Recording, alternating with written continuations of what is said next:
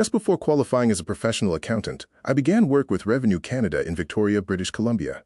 I was soon moved to the Scientific Research and Experimental Development Tax Incentive Program as a financial auditor.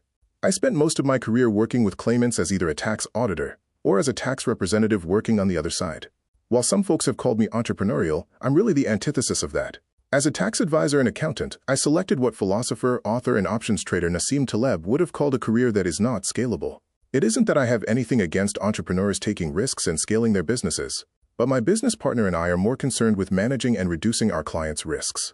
That attitude has allowed us to help would-be entrepreneurs obtain tax incentives to make their technologies more scalable and reduce their own risk. In 2008, as a tax manager with PricewaterhouseCoopers in Vancouver, I wrote a guide to the SR&ED program and presented it to the Canada Tax Foundation event in Winnipeg. While the definition of eligible activities has remained pretty much unchanged since it was first introduced, various flavors of politician have restricted and more recently expanded the program. Over its 40-year history, it has been a kind of secret weapon for technology startups in Canada. Companies engaging in what the OECD would call experimental development make up about 95% of claims. Of these, about 50% involve some form of software development. At the Hatchery, it's clear to us that the growth playbook for startups is being rewritten.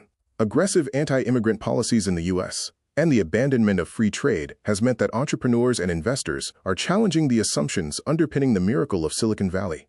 VC-funded technology startups only make up about 20% of high-value IPOs and acquisitions in the U.S. This despite the impression most of us have when listening to the media.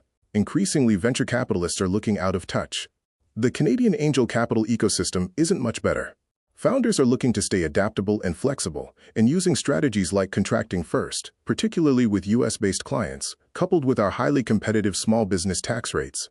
Our non-dilutive SR&ED tax incentives let entrepreneurs develop their minimum viable products and extend their runway, often recovering 50% or more of development costs while generating revenue. This new playbook is beginning to look like the smart choice,